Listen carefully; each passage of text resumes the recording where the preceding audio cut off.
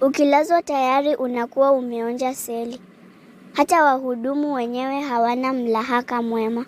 Amri na vitisho kama askari. Unashindwa kama uuguze moyo ama ugonjwa. Katika wodi hewa iliyojaa harufu ya dawa imezagaa. Vitanda vimesalimu amri paka shiti zikagura. Yaani, hali nzima haikupi matumaini ya kutoka ukiwa bora. Matumaini yanadidimia. Tumaini lako unaliweka katika sala. Habari za wakati huu, mpenzi mtazamaji na mwanafunzi unayetufuatilia popote pale ulipo. Karibu sana kwenye chaneli yako pendwa ya Bob TV Animations. Hili ni jukwaa pekee linalorahisisha lugha tukufu ya Kiswahili kwa njia ya urahisishaji na burudani. Mimi ni wenu mwalimu Amon Anses. Na leo hii tuna kipindi maalum cha maswali na majibu kulingana na tamthilia ya Bembea ya Maisha. Kipindi cha leo ni cha kipekee sana kwa sababu kimechochewa na wadau wetu wawili muhimu. Ni swali lililotumwa na mwanafunzi wetu wa kidato cha 4, kijana shupavu anayeitwa Bosco kutoka kaunti ya Busia, pamoja na mwalimu mwenzangu, mwalimu Peter kutoka Chebunyo, ni kaunti ya Bomet. Mwalimu Peter ni mwalimu mchapakazi sana, mwenye bidii isiyo na kifani, na kila wakati ana hamu ya kujua mengi kuhusu mbinu bora za usahihishaji wa mitihani na jinsi ya kukabili maswali mbalimbali ya Kiswahili. Tunakupongeza sana mwalimu kwa kazi nzuri unayofanya kule Bomet. Baada ya kuona maswali yao yanafanana na yana uzito mkubwa, nikaona ni vyema niunganishe hoja hizi hapa ili kila mmoja wetu anufaike. Karibuni sana. Swali linasema hivi: soma dondoo kisha ujibu maswali. Ukilazwa tayari unakuwa umeonja seli. Hata wahudumu wenyewe hawana mlahaka mwema. Amri na vitisho kama askari. Unashindwa kama uuguze moyo au ugonjwa. Katika wodi hewa iliyojaa harufu ya dawa imezagaa. Vitanda vimesalimu amri mpaka shiti zikagura. Yaani, hali nzima haikupi matumaini ya kutoka ukiwa bora. Matumaini yanadidimia. Tumaini lako unaliweka katika sala. Swali la kwanza. Changanua mtindo wa dondoo kwa kurejelea hoja 5. Alama 10. Swali la B. Fafanua namna mandhari ya dondoo hili yaliyochangia usukaji wa tamthilia. Alama 10. Swali la pili. Tambua toni 2 katika kifungu hiki. Alama 2. Swali la B. Tambua aina 2 za taswira katika dondoo hili. Alama 2. Kabla hatujalijibu swali letu la leo, ningependa kusema kwamba tunawapenda sana na tunashukuru kwa upendo mkubwa mnaotuonyesha. Huduma zetu za kuelimisha zimevuka mipaka. Tunawafikia na kuwasaidia wanafunzi wengi sana hapa Kenya, hadi kule Tanzania na Uganda. Shukran kwa jamii hii kubwa ya Afrika Mashariki. Kumbuka kuwa kwa sababu ya wingi wa ujumbe tunazopokea kila siku, unapotuma ujumbe wako inaweza kuchukua muda kidogo kujibiwa kwa sababu kuna foleni ndefu. Ili kupata huduma kwa haraka na kwa njia rahisi zaidi, tunakushauri utupigie simu moja kwa moja kupitia nambari zetu rasmi ambayo ni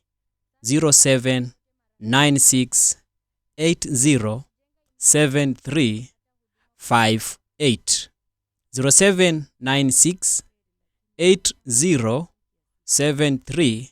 0796807358. Basi bila kupoteza muda, tayarisha kalamu na daftari lako. Tuanze na swali la kwanza. Changanua mtindo wa dondoo kwa kurejelea hoja 5.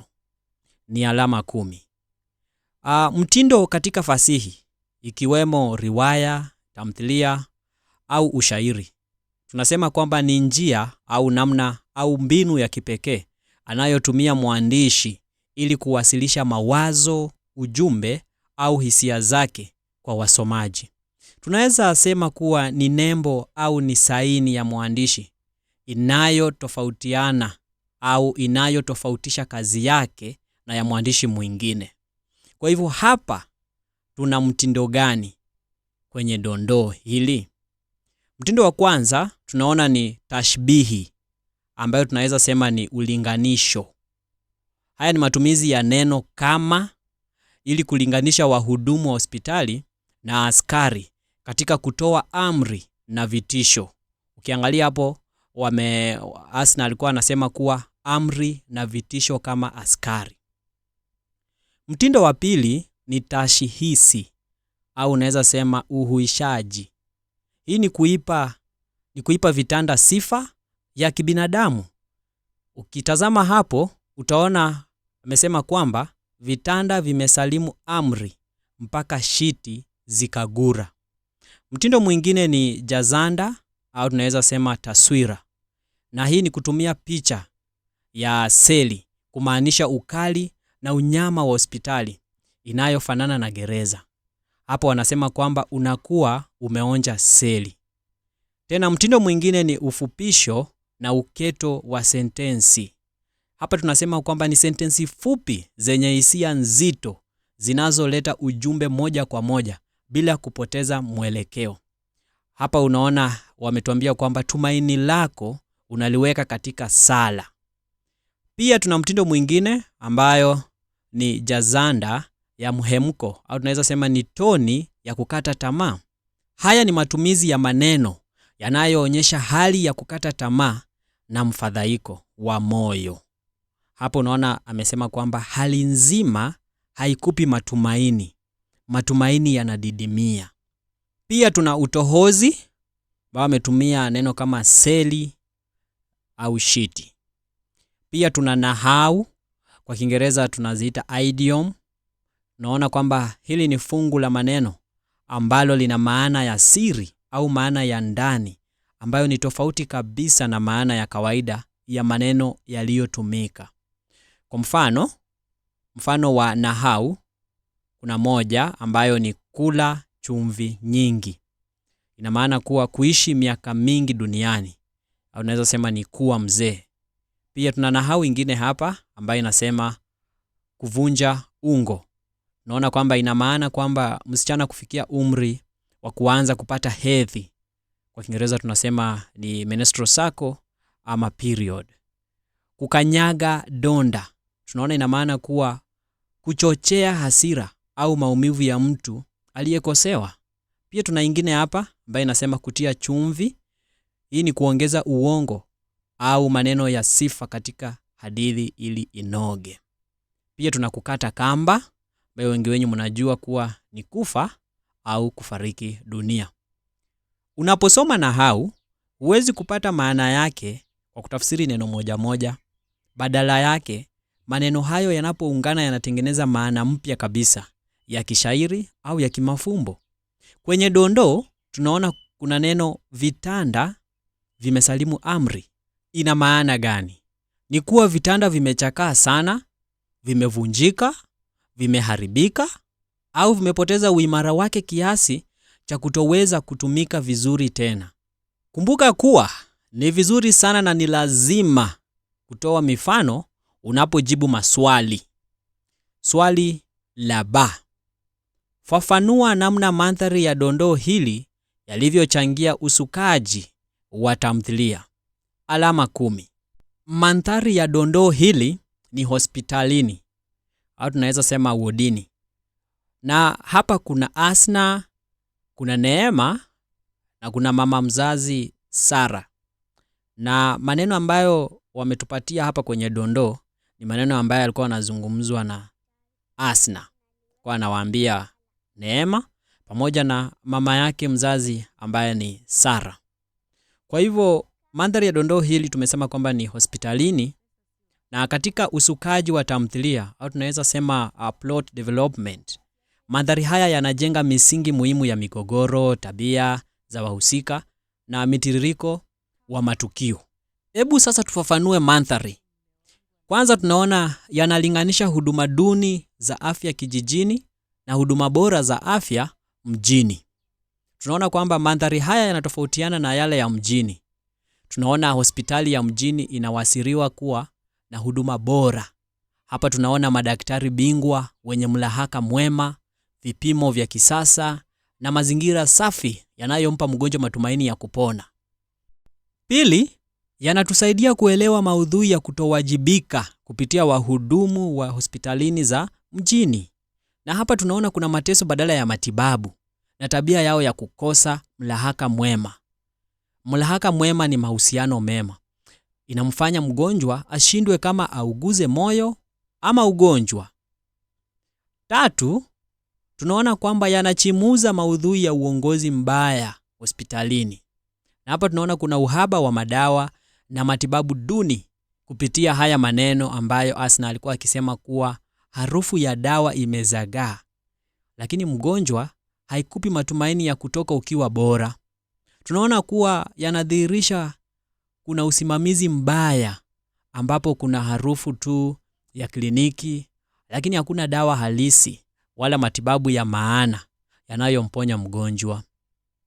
Hoja nyingine ni kuwa yanachangia katika kuonyesha sifa za wahudumu wa hospitali za nyumbani.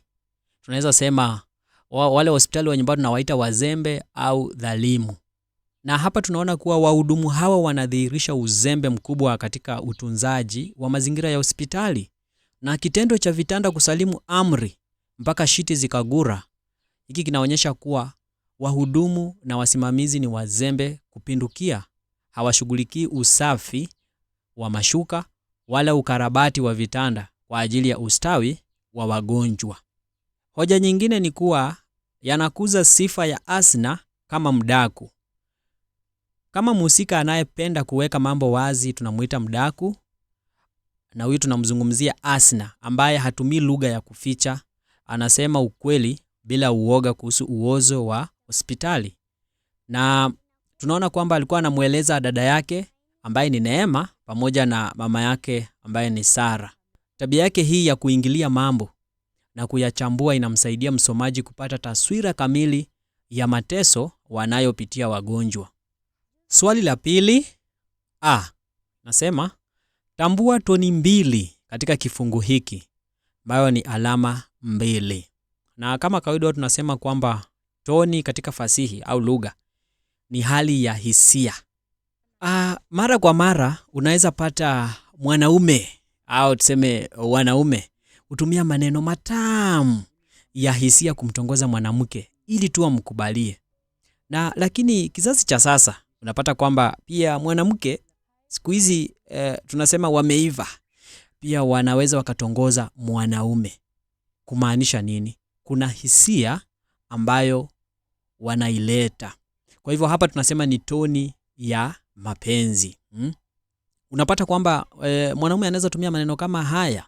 Anaweza ambia mwanadada kwamba wewe ni mrembo sana, mpaka ukiingia kwenye akaunti yangu ya benki salio linaongezeka lenyewe kwa heshima yako.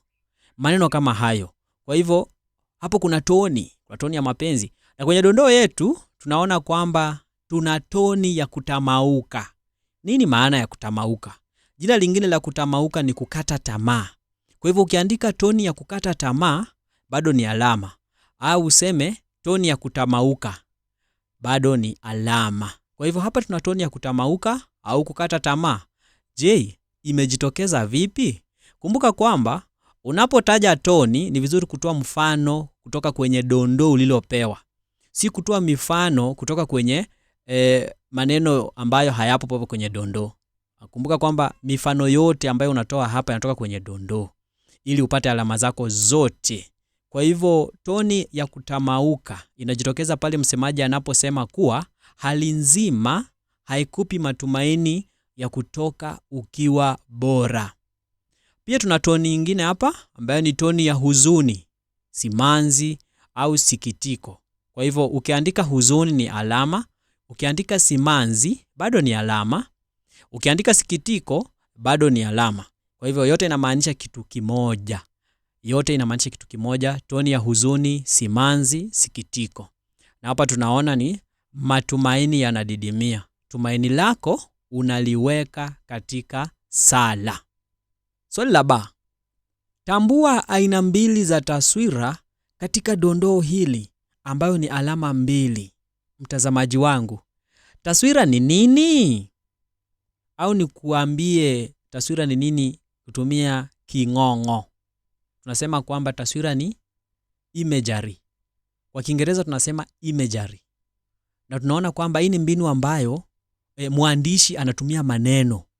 Na haya maneno anayotumia yanachora picha akilini mwa msomaji. Yaani unasoma hayo maneno, kisha picha inaanza kujijenga kwenye akili yako. Hiyo ndio taswira. Tuna taswira aina nyingi sana, lakini kwenye dondoo letu ni taswira gani imejitokeza? Taswira ya kwanza ni taswira mnuso, au tunaiita olfactory imagery. Olfactory imagery kwenye Kiingereza au lugha ya King'ong'o. Na hii taswira mnuso inahusiana na nini? Kumbuka imetoka katika neno nuso. Mnuso, nusa, huguza hisia gani? Hii inaguza hisia za harufu peke yake.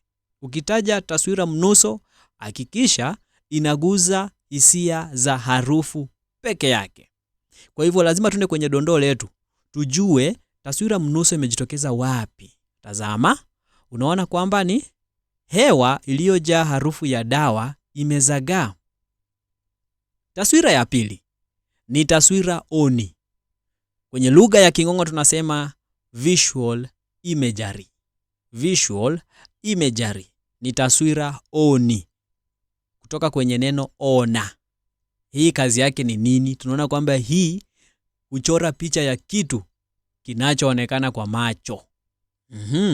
Kwa mfano, kwenye dondoo letu tunaona Asna alisema vipi? Alisema shiti zikagura. Hapo ukisikia tuneno shiti zikagura, unapata picha ya mashuka yaliyochakaa au kuondolewa.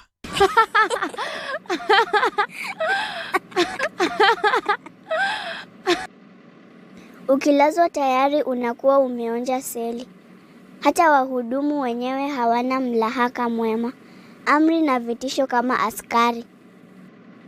Unashindwa kama uuguze moyo ama ugonjwa. Katika wodi hewa iliyojaa harufu ya dawa imezagaa. Vitanda vimesalimu amri paka shiti zikagura. Yaani, hali nzima haikupi matumaini ya kutoka ukiwa bora. Matumaini yanadidimia. Tumaini lako unaliweka katika sala.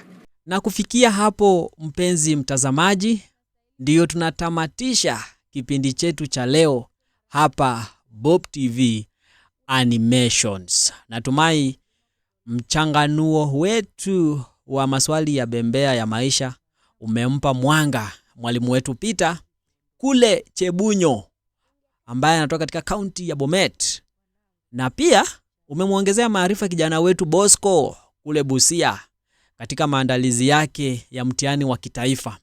Ningependa kusema shukrani za dhati kwa kila mmoja wenu kutoka Kenya, Tanzania na Uganda kwa kuwa nasi tangu mwanzo hadi tamati ya kipindi hiki. Ikiwa umevutiwa na jinsi tunavyochambua fasihi na lugha ya Kiswahili kwa njia hii ya kipekee, unaweza ukabonyeza kitufe cha like hapo chini ili video hii iwafikie wengi. Na pia usisahau kusubscribe, au tunasema kubofya kitufe cha subscribe ili usikose video inayofuata. Pia tunasema kwamba weka hapo hivyo au bonyeza notification bell ambayo tunasema ni kengele ya arifa. Yaani kengele ya arifa. Notification bell ni kengele ya arifa ili uwe wa kwanza kupata masomo yetu kipindi tu tunapoweka hewani. Kumbuka, kama una swali, ushauri na unataka kujiunga na madarasa yetu maalum, njia haraka zaidi ya kutupata ni kutupigia simu moja kwa moja kupitia nambari 0796807358.